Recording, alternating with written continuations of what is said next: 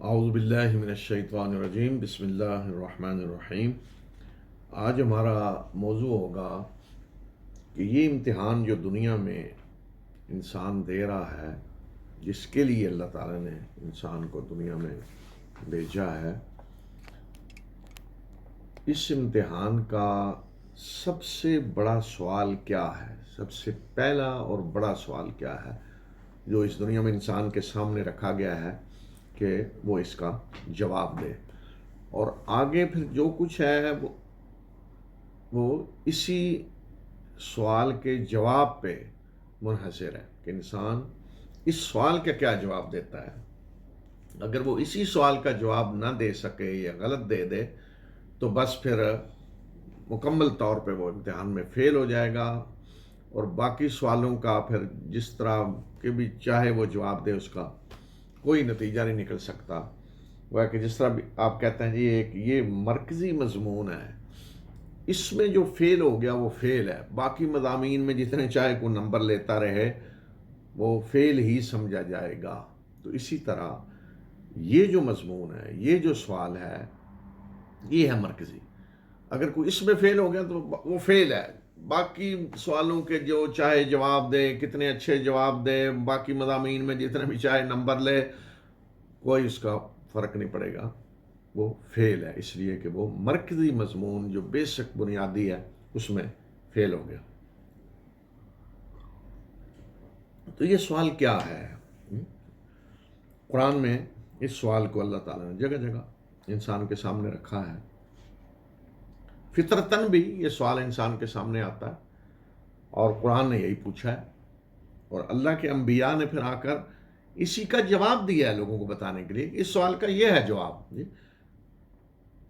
تو یہ دیکھیں سورہ نمل میں اللہ تعالیٰ فرما رہے ہیں، آیت نمبر 60 نمبر آئے، امن خلق السماوات والارض وانزل لكم من السماء ماء فانبتنا به حدائق ذات بهجة ما كان لكم ان تنبتوا شجرها أإله مع الله بل هم قوم يعدلون۔ کہ بھلا وہ کون ہے کہ جس نے آسمانوں اور زمین کو پیدا کیا اور تمہارے لیے آسمان سے پانی نازل کیا، پھر اس پانی کے ذریعے ہم نے بڑے خوشنما باغ اگائے، اور تمہارے یہ بس میں نہیں تھا کہ تم ان کے درختوں کو اگا سکو۔ کیا اللہ کے ساتھ کوئی اور الہ بھی ہے؟ بلکہ یہ ایسے لوگ ہیں کہ جو راست سے ہٹے ہوئے ہیں۔ تو سوال یہ کیا ہے کہ اللہ تعالیٰ نے ساری چیزیں سامنے رکھی کہ کون ہے، آسمان و زمین کو کس نے پیدا کیا، آسمان سے بارش کس نے برسائی، یہ سارے خوشنما باغ کس نے اگائے، کیا تم ان کے درختوں کو اگا سکتے تھے؟ تمہارے اندر یہ طاقت تھی نہیں۔ اِلٰہٌ مع اللہ، کیا یہ سارا کچھ دیکھنے کے بعد بھی تم کہتے ہو کہ اللہ کے ساتھ کوئی اور خدا بھی ہے؟ جی تو میں بار بار بتا رہا ہوں کہ الہ کی جمع ہے آلہہ۔ جی تو الہ کا کیا معنی ہے؟ الہ اب قریش نے، میں نے بتایا قریش مکہ نے جتنے وہ بنائے ہوئے تھے، لات اور منات اور عزا اور حبل، اور یہ سارے کیا تھے؟ ان میں سے ہر ایک الہ تھا، اور سب کیا تھے؟ آلہہ۔ اس لیے انہوں نے حیران ہو کے کہا نا، جب نفی کر دی گئی جی تو انہوں نے کہا کیا سارے الہوں کو انہوں نے ختم کر دیا ہے؟ تو یہ سارے کیا تھے؟ آلہہ، الہ کی جمع۔ تو الہ کسے سمجھا جاتا تھا؟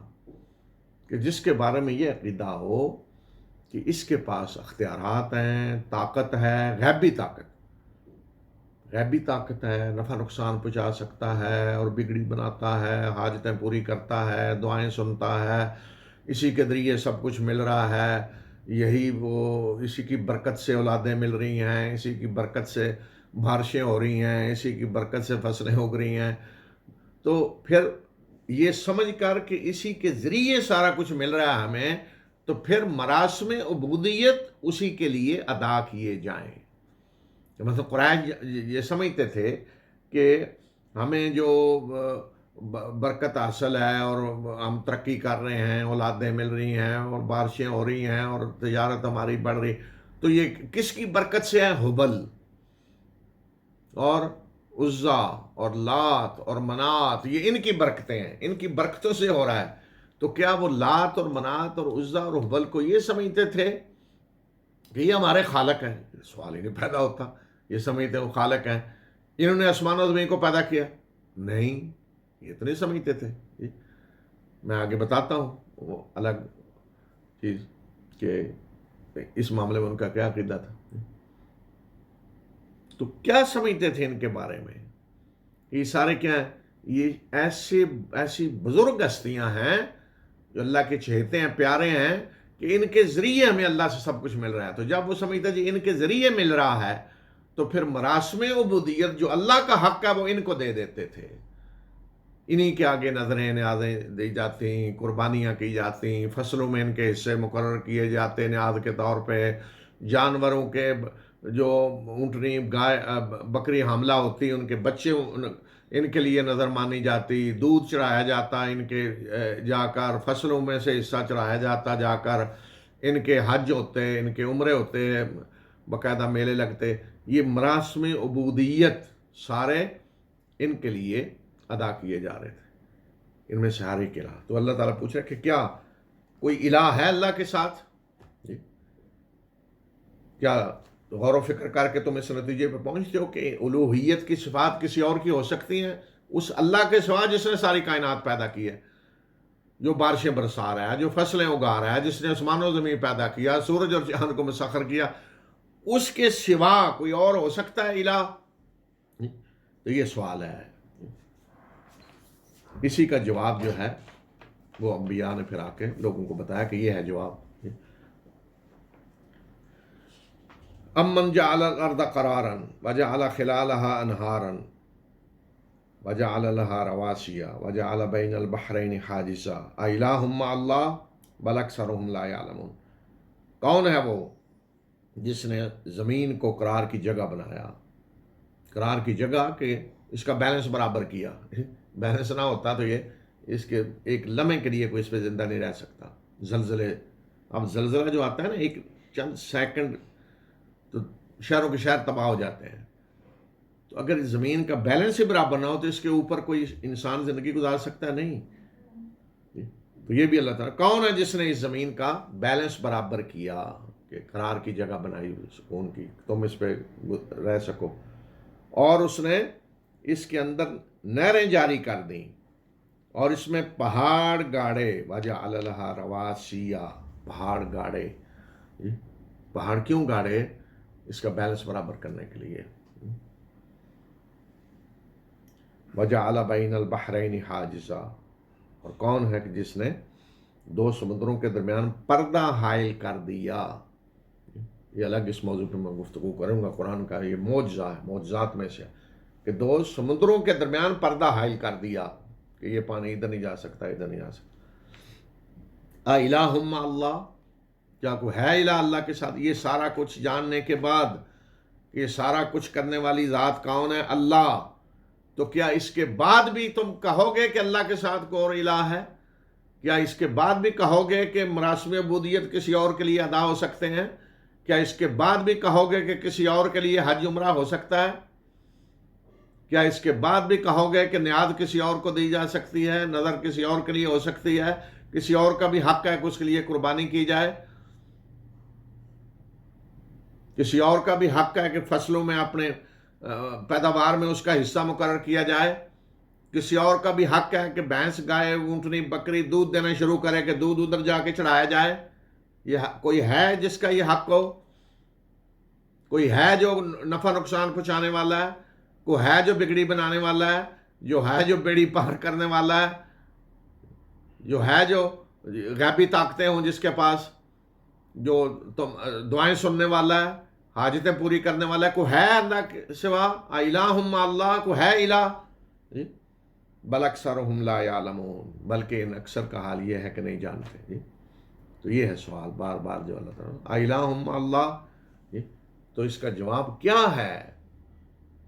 کیا جواب ہے جو اللہ کے انبیاء نے بتایا کہ انسان جب ساری کائنات پہ غور کر کے جو کچھ اللہ تعالیٰ نے بتایا ہے، جب یقین کر لیتا ہے یہ سارا کچھ ایک ہستی ہے جس نے کیا ہوا ہے، کون ہے؟ اللہ، وہی ہے رب اس کائنات کا، اسی نے سب کچھ پیدا کیا، وہی نظام چلا رہا ہے، وہی بارشیں برسا رہا ہے، وہی فصلیں اگا رہا ہے، اسی نے ہمیں پیدا کیا، اولاد وہ دے رہا ہے، بگڑی وہ بنا رہا ہے، اختیارات اس کے پاس ہیں، نعمتیں ساری اسی کی دی ہوئی ہیں۔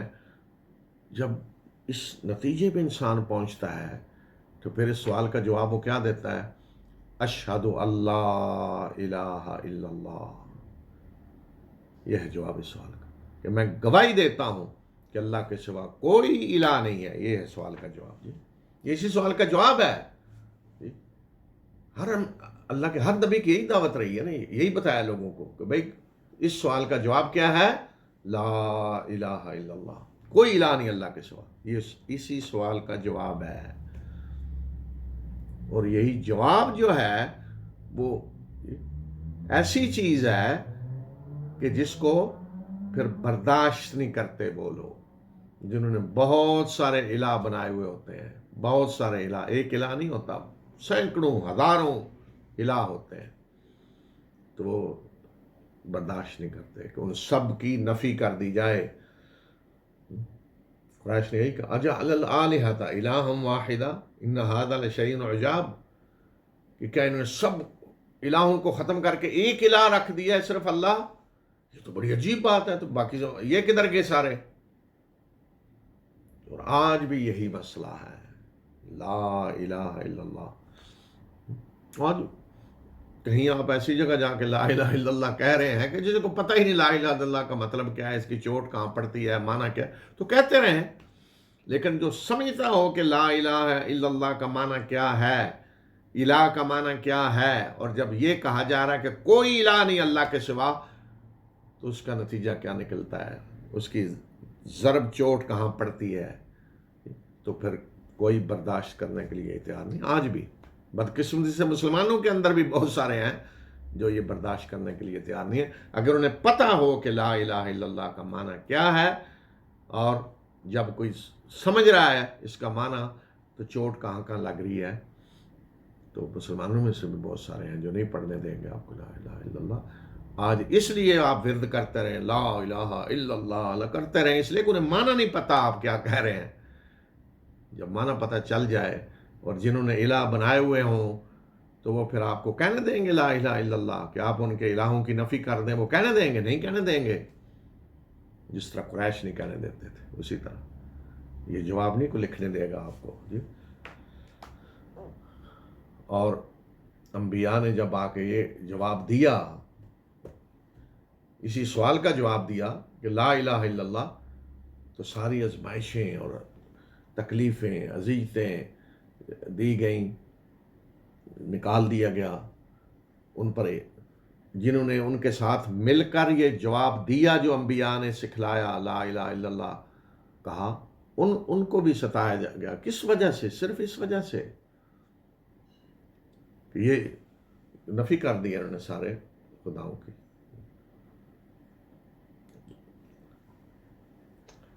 امن یجیب المضطر اذا دعاہ ویکشف السوء ویجعلکم خلفاء الارض االہ مع اللہ قلیلا ما تذکرون۔ کون ہے وہ جو بے قرار کی دعا سنتا ہے، قبول کرتا ہے جب وہ اسے پکارتا ہے؟ کوئی بھی بے قرار اسے پکارے تو کون ہے جو اس کی دعا سن کے قبول کرتا ہے اور اس کی تکلیف کو دور کرتا ہے، اور جو زمین میں تمہیں خلیفہ بناتا ہے، ایک دوسرے کے بعد آ رہے ہو، ایک جا رہا ہے دوسرا آ رہا ہے، ایک دوسرے کے جانشین بن رہے ہو۔ الہ مع اللہ، کہ اللہ کے ساتھ کو ہے اور الہ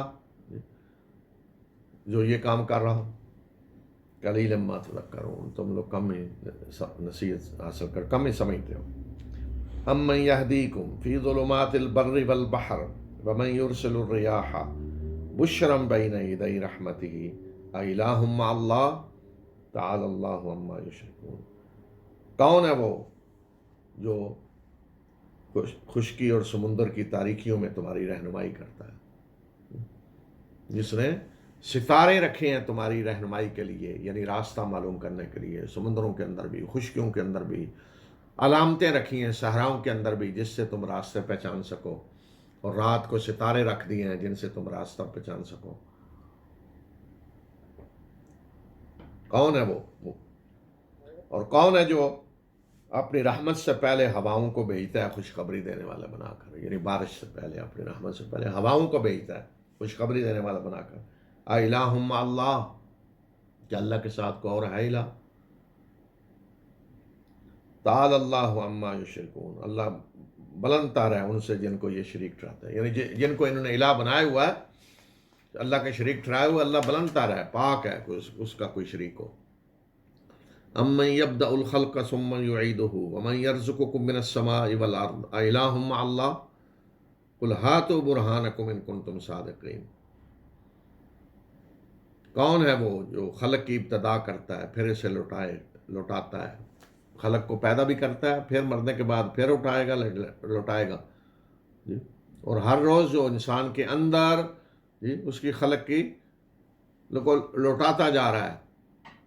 اور جو آسمان اور زمین سے کون ہے جو تمہیں رزق دیتا ہے؟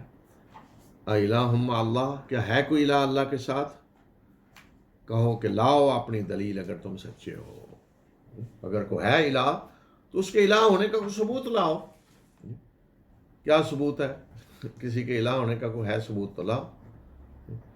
اس لیے اللہ تعالیٰ نے اپنی نشانیاں دکھا کر ساری پوچھا ہے کہ کیا کوئی اور بھی ہے جس نے کوئی یہ کام کیا ہو؟ اگر تو یہ ان میں سے کوئی کام کیا ہے کسی نے پھر تو ٹھیک ہے، اسے الہ ہونے کا حق حاصل ہے، اور اگر ان میں سے کوئی کام کسی نے رتی برابر بھی نہیں کیا تو وہ الہ کیسے بن سکتا ہے؟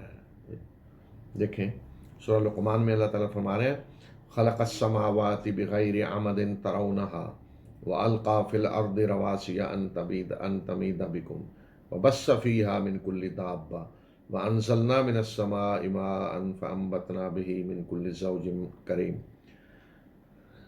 اسی نے، اللہ نے آسمانوں کو پیدا کیا بغیر ایسے ستونوں کے جو تمہیں نظر آئیں، آسمانوں کو کھڑا کیا ایسے ستونوں پہ جو تمہیں نظر نہیں آ سکتے، اور اس نے زمین میں پہاڑوں کو گاڑ دیا کہ یہ تمہیں لے کر لڑک نہ جائے، اس کا توازن تاکہ صحیح رہے، بیلنس صحیح رہے۔ اس طرح نہیں گاڑی کا ویل بیلنسنگ کر ہوتی، اسی طرح اللہ نے زمین کا کیا ہے کیونکہ وہ چل رہی ہے۔ اور اس نے اس زمین میں ہر قسم کے جاندار پھیلا دیے، ہر قسم کے جاندار، انسان، حیوان، سب، اور ہم نے آسمان سے پانی نازل کیا اور اس زمین میں ہر قسم کی عمدہ چیزیں اگائیں۔ ھذا خلق اللہ، یہ ہے اللہ کی تخلیق، یہ سب تو اللہ نے پیدا کیا، یہ سارے کام تو اللہ نے کیے، تو لہذا اسی کا حق ہے کہ وہ الہ ہو۔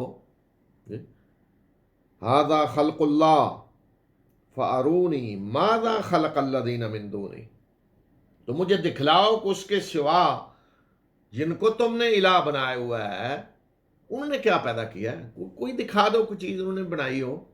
فارونی ماذا خلق الذین من دونہ، تو مجھے دکھلاؤ اس کے سوا جو ہیں جن کو تم نے اللہ کا شریک ٹھہرایا ہوا ہے کوئی چیز انہوں نے پیدا کی ہے۔ بل الظالمون فی ضلال مبین، بلکہ حقیقت یہ ہے یہ ظالم واضح گمراہی میں پڑے ہوئے ہیں، بھٹکے ہوئے ہیں، کہ جس اللہ نے سب کچھ بنایا ہے، جس کا حق ہے کہ صرف وہ الہ ہو، اس کو چھوڑ کر انہوں نے دوسروں کو الہ بنایا ہوا ہے۔ تو یہ ہے سوال سب سے بڑا، یہ سب سے بڑا سوال جس کا جواب اللہ کے انبیاء نے آ کے دیا ہے۔ تو یہی دعوت تھی تمام انبیاء کی، اسی سوال کا جواب جو اس امتحان کا سب سے مرکزی سوال ہے کہ اشہد اللہ الہ الا اللہ۔ تو جس نے یہ جواب دے دیا، صرف زبان سے نہیں عمل سے بھی ثابت کیا کہ وہ اللہ کے سوا کسی کو الہ نہیں مانتا، کوئی الوہیت کی صفات رکھنے والا نہیں ہے، کسی کا حق نہیں ہے کہ الوہیت کی صفات اسے دی جائیں۔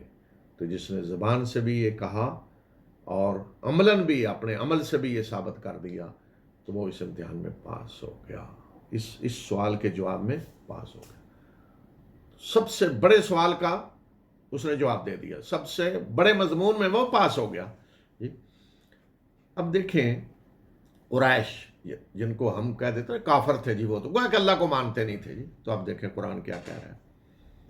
سورہ زخرف میں اللہ تعالیٰ فرما رہے ہیں وَلَئِنْ سَأَلْتَهُمْ مَنْ خَلَقَهُمْ لَيَقُولُنَّ اللَّهُ فَأَنَّىٰ يُؤْفَكُونَ کہ اگر آپ ان سے پوچھیں، نبی صلی اللہ علیہ وسلم کو کہا، اگر آپ ان سے پوچھیں کہ انہیں کس نے پیدا کیا تو یہ ضرور کہیں گے اللہ نے. تو پھر یہ کہاں سے دھوکہ کھا رہے ہیں؟ تو کیا قریش یہی جواب دیتا نا. اگر قرآن نے یہ کہا نا کہ ضرور کہیں گے، تاکید کے ساتھ لَيَقُولُنَّ اللَّهُ، یقیناً یہ کہیں گے کہ اللہ نے پیدا کیا انہیں. اچھا، اگر قرآن کہہ رہا ہے جی کہیں گے اللہ نے، اور وہ سمجھتے کسی اور نے پیدا کیا ہے، تو وہ فوراً اٹھ کے کہتے جی ہم تو نہیں کہتے اللہ نے پیدا کیا، ہمیں تو لات نے، منات نے، عزا نے پیدا کیا. تو آپ کس طرح کہہ رہے ہیں کہ اللہ نے پیدا کیا؟ ہمارا جواب یہ تو نہیں ہے. تو کسی نے کہا، تسلیم کیا نا کہ اللہ ہی نے پیدا کیا ہے. یہ تھا عقیدہ قریش کا. تو خالق کس کو مانتے تھے کہ ان کا خالق کون ہے؟ اللہ. لات، منات، عزا، حبل وہ نہیں ہے، اللہ ہے خالق. یہ قریش کا عقیدہ قرآن بتا رہا ہے. وَلَئِنْ سَأَلْتَهُمْ مَنْ خَلَقَ السَّمَاوَاتِ وَالْأَرْضِ لَيَقُولُنَّ خَلَقَهُنَّ الْعَزِيزُ الْعَلِيمُ کہ اگر آپ ان سے پوچھیں کہ آسمان و زمین کو کس نے پیدا کیا، تو یہ ضرور کہیں گے کہ اس ہستی نے پیدا کیا جو زبردست اور جاننے والا ہے، یعنی اللہ نے پیدا کیا. لات، منات اور عزا نہیں. وَلَئِنْ سَأَلْتَهُمْ مَنْ خَلَقَ السَّمَاوَاتِ وَالْأَرْضِ وَسَخَّرَ الشَّمْسَ وَالْقَمَرَ لَيَقُولُنَّ اللَّهُ فَأَنَّىٰ يُؤْفَكُونَ سورہ عنکبوت. اگر آپ ان سے پوچھیں کہ آسمان و زمین کو کس نے پیدا کیا ہے، سورج اور چاند کو کس نے ان کی خدمت میں لگایا ہوا ہے، مسخر کیا ہوا ہے، تو یہ ضرور جواب دیں گے کہ اللہ نے پیدا کیا ہے. تو پھر یہ کہاں سے دھوکہ کھا رہے ہیں؟ سورہ عنکبوت آیت نمبر 61. وَلَئِنْ سَأَلْتَهُمْ مَنْ نَزَّلَ مِنَ السَّمَاءِ مَاءً فَأَحْيَا بِهِ الْأَرْضَ بَعْدَ مَوْتِهَا لَيَقُولُنَّ اللَّهُ سورہ عنکبوت 63. اگر آپ ان سے پوچھیں کہ آسمان سے کس نے پانی نازل کیا اور اس کے ذریعے زمین کو اس کے مردہ ہونے کے بعد، یعنی بنجر ہونے کے بعد زندہ کیا، تو یہ ضرور جواب دیں گے کہ اللہ. تو گویا کہ کیا کہہ رہے ہیں، وہ کیا مان رہے ہیں، کیا عقیدہ ہے کہ ان کا خالق کون ہے؟ اللہ. آسمان و زمین کا خالق کون ہے؟ اللہ. بارشیں کون برسا رہا ہے؟ اللہ. پھر سورہ فاطر میں اللہ تعالیٰ فرما رہے ہیں یولج اللیل فی النہار ویولج النہار فی اللیل وسخر الشمس والقمر کل یجری لاجل مسمی، کہ وہ اللہ ہی ہے جو رات کو دن میں داخل کرتا ہے، دن کو رات میں، یعنی رات کے بعد دن آ رہا ہے، دن کے بعد رات، اور اسی نے سورج اور چاند کو مسخر کر دی، یعنی تمہاری خدمت میں لگا رکھا ہے، ہر ایک ایک مقررہ وقت تک کے لیے چلے جا رہا ہے. ذالکم اللہ ربکم لہ الملک، یہ اللہ تمہارا رب، اسی کی بادشاہی ہے. یہ اللہ تمہارا رب، یہ ہے جس نے یہ سارا کچھ کیا. والذین تدعون من دونہ ما یملکون من قطمیر، اور جنہیں تم اللہ کے سوا پکارتے ہو وہ پرے کاہ کے مالک بھی نہیں ہے. حقیر ترین کوئی چیز بھی انہوں نے پیدا نہیں. قطمیر پتہ ہے کس کو کہتے ہیں؟ آج کل تو رمضان ہے نا، آپ کھجوریں کھا رہے ہوتے ہیں، آپ کھجور کو اوپر سے کھولیں، گٹھلی ہوتا ہے، گٹھلی کے اوپر ایک اندر حقیر سا ایک چھوٹا سا ہوتا ہے پردہ سا، تو وہ ہے قطمیر. یعنی حقیر ترین چھوٹی سی کوئی چیز جو ہے نا، فرمایا جن کو پکار رہے یہ لات، منات اور حبل اور عزا، یا جو بھی نام رکھیں وہ تو کوئی فرق نہیں پڑتا، ناموں سے مسئلہ نہیں ہے. مسئلہ یہ ہے کہ ان کو سمجھ کے آ رہے ہیں آپ. اور ہمارے آج جو لوگوں کا غلط فہمی ہے نا، وہ تو جی بت تھے جی. مسئلہ یہ نہیں کہ بت تھے، بتوں کے پیچھے شخصیات تھیں. کیا بت ایسے اٹھ کے کو بنا دیتا ہے؟ بتوں کے پیچھے شخصیات ہوتی ہیں، اور ہر ایک کے بارے میں کیا ہوتا ہے؟ یہ اللہ کے نیک بندے گزرے ہیں. ہم قوم نوح کے جو بت تھے آلیہ ہی تھے نا، انہوں نے کہا لا تذرن آلہتکم ولا تذرن ودم ولا سواعا ولا یغوث ویعوق ونسرا. انہوں نے کہا جی اپنے معبودوں کو نہ چھوڑنا، ان بزرگوں کو نہ چھوڑنا جن کی عبادت کر رہے ہو، اور ود اور سوا اور یغوث اور ان کو نہ چھوڑنا قطن. یہ نوح کے بارے میں یہ ہمارے ان سے ہمیں دور کرنا چاہتے ہیں، یہ ہمارے بزرگوں کے دشمن ہیں، یہ کہتے تھے. تو کیا ان کے بارے میں وہ یہ سمجھتے تھے کہ انہوں نے ہمیں پیدا کیا؟ نہیں، کہتے اللہ کے نیک بندے ہیں، ان کے ذریعے ان کی برکت سے ہمیں مل رہا ہے، اور پھر انہی کی اللہ کا حق ان کی طرف منتقل ہو جاتا تھا کہ جب ان کے ذریعے مل رہا ہے تو پھر مراسم عبودیت بھی انہی کے لیے ہوں گے، انہی کو سجدے کیے جائیں گے، انہی کی بت ہے یا قبر ہے طواف کیے جائیں گے، انہی کے لیے سفر کیا جائے گا حج اور عمرے کی طرح۔ عرس کیا ہے؟ عرس ایک حج ہے، جس طرح اللہ کے گھر کا حج ہوتا ہے، لوگ دور دور سے سفر کر کے آتے ہیں، تو کیا عرس آج جسے ہم کہتے ہیں وہ یہی نہیں ہے کہ دور دور سے لوگ آ رہے ہیں، دن مقرر ہے باقاعدہ، 2 دن یا 3 دن فکس ڈیٹ ہوتی ہے، اس میں لوگ دور سے سفر کر کے آتے ہیں، تو اس کو کیا کہتے ہیں؟ حج۔ اور عام دنوں میں جو آتے ہیں وہ عمرہ۔ حتیٰ کہ اگر کوئی آپ میں سے، اگر تو نہیں، بہرحال بہت سارے لوگ ہیں جو عربی زبان جانتے ہیں، لاکھوں لوگ ہیں پاکستان میں یا مسلمان دنیا میں، عرب دنیا کے علاوہ بھی جو جانتے ہیں عربی زبان، کبھی کسی جگہ جو بڑی جگہ ہے جی، جہاں اس طرح باقاعدہ دن مقرر ہوتا ہے عرس کا اور لوگ آتے ہیں، تو کبھی آپ کوئی عربی میں، چلو مسلمانوں کو چھوڑیں، وہ تو آپ کہیں گے فلاں یہ ہے فلاں اس لیے کہہ رہا ہے، بی بی سی لندن آپ سن لیں، عربی والا، بی بی سی لندن عربی والا، تو وہ کیا کہہ رہے ہوں گے؟ حجاج کہہ رہے ہوں گے ان کو جو آئے ہوئے ہیں وہاں، حجاج، حاجی کی جمع حجاج۔ آج جو مکہ میں جاتے ہیں نا حج کرنے، تو ان کو کیا کہتے ہیں؟ حجاج بیت اللہ الحرام۔ تو وہاں بھی وہ حجاج آگے وہ نام لیں گے جہاں آئے ہوئے ہیں، حجاج کہیں گے انہیں عربی میں، خبریں دیں حجاج۔ مثلا خدا نخواستہ کہیں ایسا حادثہ ہو گیا وہاں کوئی، تو کہیں گے جی اتنے حجاج فلاں جگہ جو ہے آئے ہوئے تھے فلاں اس پہ وہ زخمی ہو گئے ہیں جی مثلا۔ اسی طرح عام دنوں میں جو آئیں گے انہیں معتمرین کہہ رہے ہوتے ہیں عربی میں، معتمرین۔ کہ حج اور عمرہ ہے جو اللہ کا حق ہے وہ یہاں دیا جا رہا ہے، اللہ کا حق ہے کہ صرف اس کے گھر کا حج کیا جائے اور عمرہ کیا جائے، صرف اس کے گھر کا۔ اور رسول اللہ صلی اللہ علیہ وسلم نے واضح طور پہ بتا دیا کہ صرف 3 مسجدیں ہیں جن کے لیے سفر کر کے جایا جا سکتا ہے، حج کے علاوہ، یعنی سفر کر کے زیارت کے لیے جایا جا سکتا ہے: اللہ کا گھر، رسول اللہ صلی اللہ علیہ وسلم کی مسجد، مسجد نبوی، اور مسجد اقصی۔ باقاعدہ سفر دور سے آدمی کر کے جا رہا ہے۔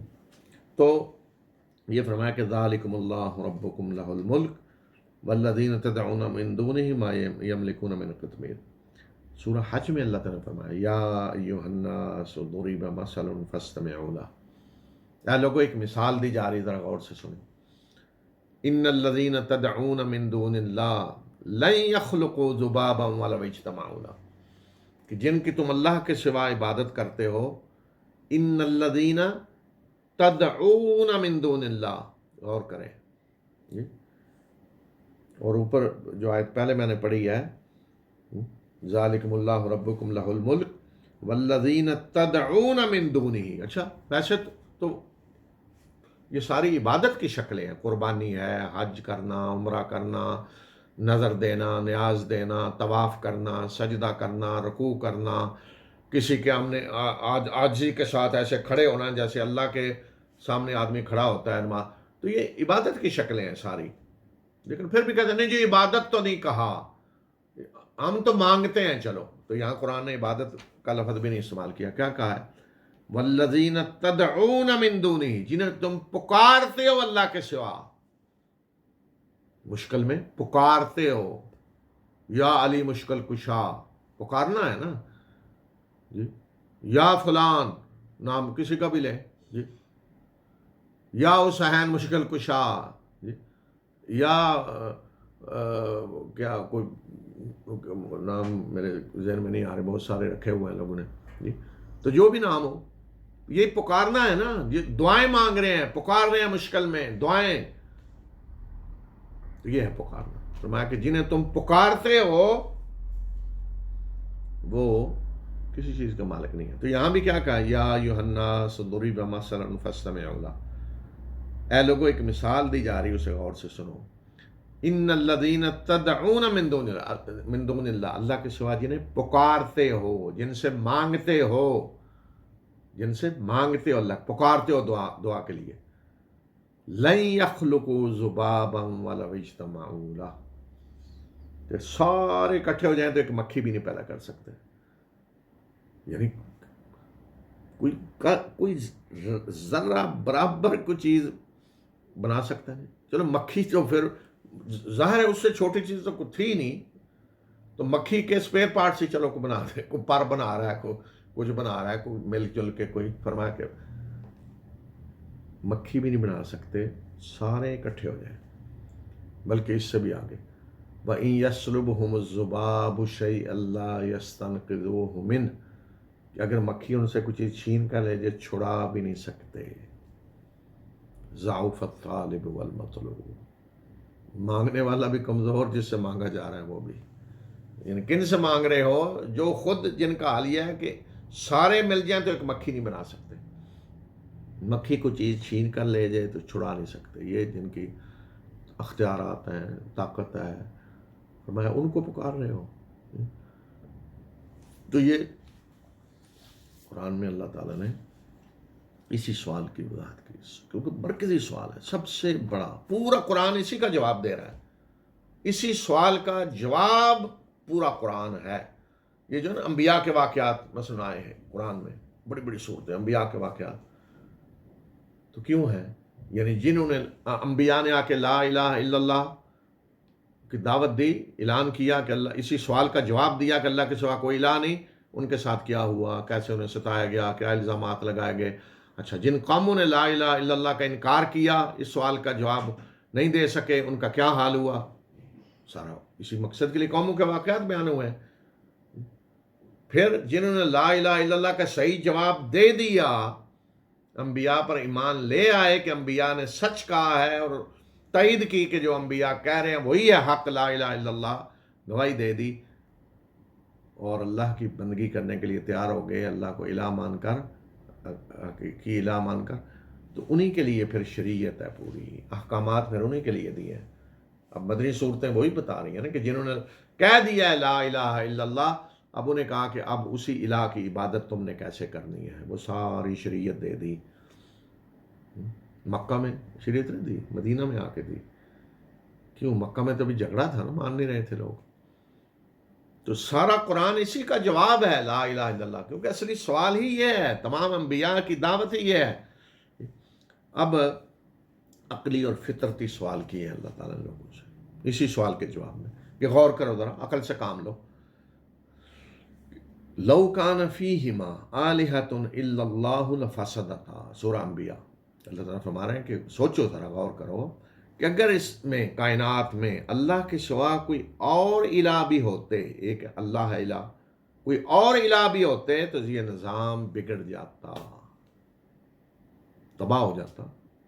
کیسے تباہ ہوتا؟ وہ بھی آگے بتایا، سورہ مومنون، مَتَّخَذَ اللَّهُ مِن وَلَدٍ وَمَا كَانَ مَعَهُ مِنْ إِلَٰهٍ إِذًا لَّذَهَبَ كُلُّ إِلَٰهٍ بِمَا خَلَقَ وَلَعَلَا بَعْضُهُمْ عَلَىٰ بَعْضٍ، اللہ نے کسی کو بیٹا نہیں اپنا بنایا، اور نہ اس کے ساتھ کوئی اور الہ ہے، کوئی الہ نہیں ہے اس کے ساتھ، اکیلا وہی ہے۔ اگر ایسا ہوتا، اگر کوئی اور الہ ہوتا، بہت سارے ہوتے، تو پھر ہر الہ جو کچھ اس نے پیدا کیا ہے وہ لے کے الگ ہو جاتا، ہر کوئی اپنی مخلوق لے کر الگ ہو جاتا، اور ایک دوسرے پہ چڑھ دوڑتے، جنگ ہو جاتی کہ سورج کا الہ کوئی اور ہے، چاند کا کوئی اور ہے، زمین کا کوئی اور ہے، مریخ کا کوئی اور ہے، فلاں کا کوئی اور، بارش برسانے والا کوئی الہ اوپر اور ہے، زمین کا اور ہے، تو لڑائی ہو جاتی ان کی لڑائی ہو جاتی، یہ سارا نظام برباد ہو جاتا، تباہ ہو جاتا، الہ اگر اور ہوتے۔ ہمارے، میں پچھلے دنوں ایک ویڈیو سن رہا تھا، دو بلکہ عجیب و غریب چیزیں سنیں۔ مسلمان، میں کافروں کی نہیں بات کر رہا، ہمارے مسلمان حالیہ، چلو یہ تو نا الہ ان کی اپنی اپنی مخلوق ہوتی، ہمارے اسلامی تاریخ کے بہت بڑے بزرگ گزرے ہیں، اللہ تعالیٰ ان کے درجات بلند کرے، بہت بڑے عالم اور دائی، جنہوں نے دین کو پھیلایا، لوگوں کو دعوت دی، اور تزکیہ نفس کیا لوگوں کا، تو ان کی دعوت سے بڑے لوگوں کی زندگیاں بدلیں، اسلام قبول کیا لوگوں نے، جی تو عالم شخص بہت بڑے وہ ہیں ہمارے ہاں شیخ عبد القادر جیلانی رحمۃ. تو ایک واقعہ وہ بیان کر رہے ہیں کہ خطیب صاحب کہ وہ جی کچھ ولی اڑتے ہوئے آ رہے تھے، ولی پرواز کرتے ہوئے آ رہے ہیں، جیسے کوئی F-16 جا رہا ہے مثلا اوپر سے پرواز کرتے ہوئے آ رہے ہیں، تو وہ ان کا ایریا آ گیا شیخ عبد القادر جیلانی رحمۃ اللہ علیہ کا. تو اوپر سے گزر رہے تھے اور انہیں مار گرائے نیچے، میرے ایریے میں آ گیا. اندازہ کرے آپ، یعنی ولی کو برداشت نہیں کر رہا جی، تو الہ ہوتے تو کیا ہوتا، آپس میں لڑنا پڑتے. یہ سارے مطلب ولی کا تو مطلب یہی ہے اللہ کے بندے، اللہ کے نیک بندے جی، اللہ سے محبت کرنے والے. تو وہ ایک دوسرے سے کیوں لڑیں گے؟ اب دیکھیں نا رسول اللہ صلی اللہ علیہ وسلم نے انبیاء، تو آپ نے کہا انبیاء بھائی ہیں سارے. جب بھی یوسف کا ذکر آپ نے فرمایا میرے بھائی یوسف.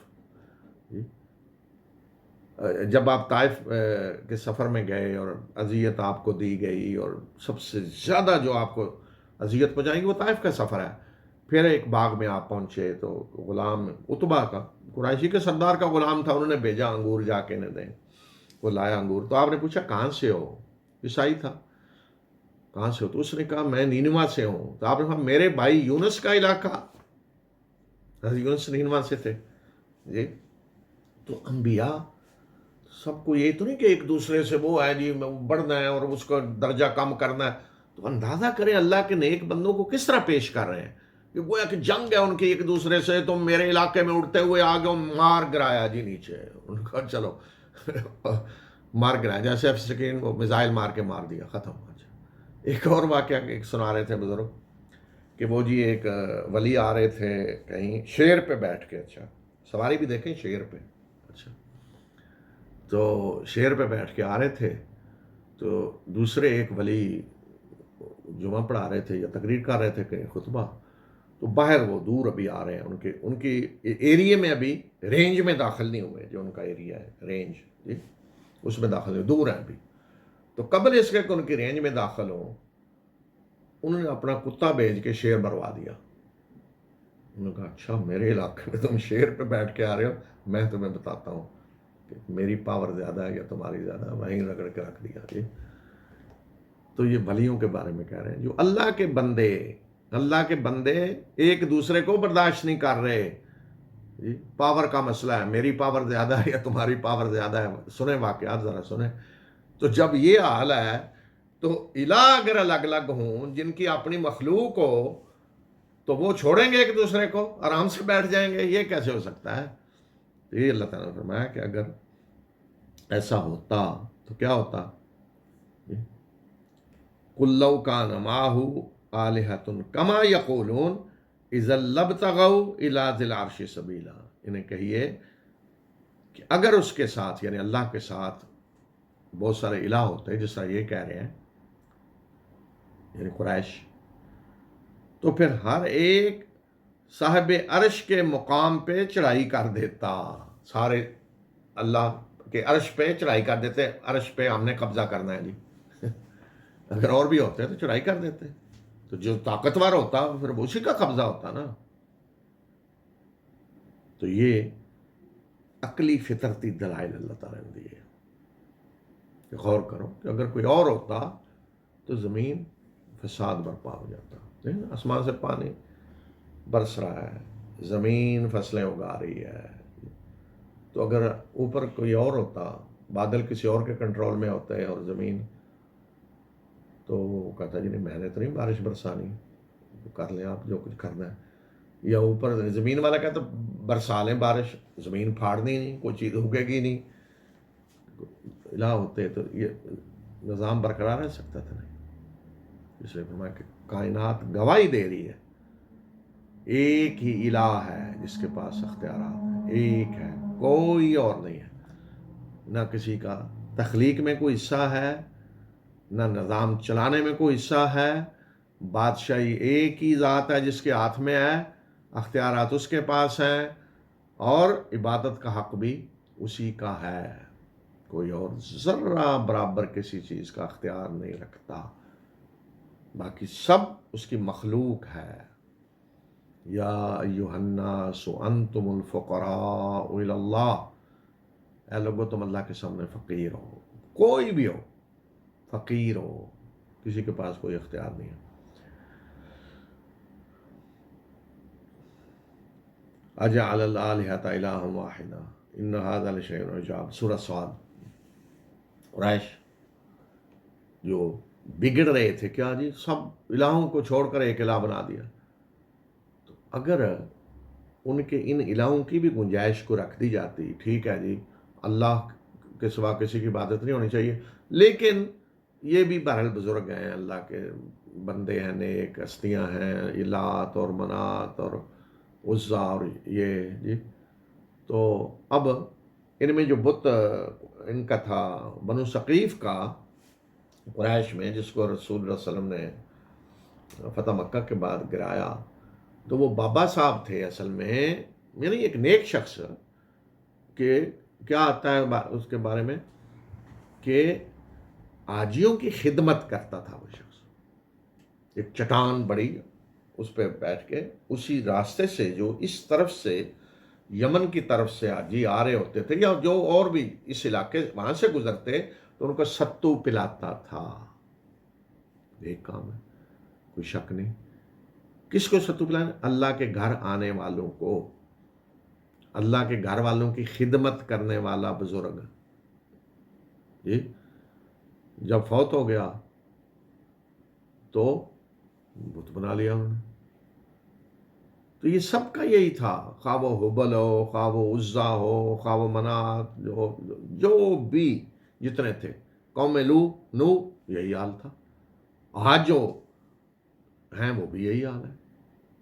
لوگ کہتے ہیں وہ یہ ہوتے جی اللہ کے نیک بندے ہیں، تو بھئی اللہ کے دشمنوں کبھی کسی نے اللہ کے ساتھ شریک ٹھہرایا؟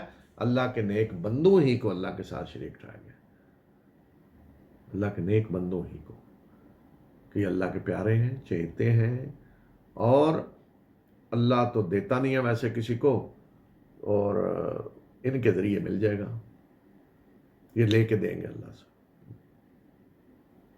تو اس قریش کیا کہتے تھے؟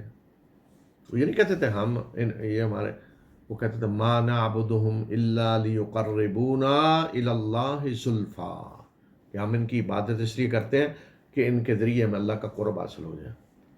کن کے؟ یہ جو سارے ان کے بنائے ہوئے تھے، لات منات اور سینکڑوں اور، تو کہتے ہیں ہم جو ان کی عبادت کرتے ہیں، ما نعبدہم الا لیقربونا الی اللہ زلفا، ہم ان کی جو عبادت کرتے ہیں، وہ عبادت کیا کرتے تھے؟ عبادت تاریخ پڑھیں، سیرت پڑھیں، قریش اپنے ان بتوں کی عبادت کیا کرتے تھے؟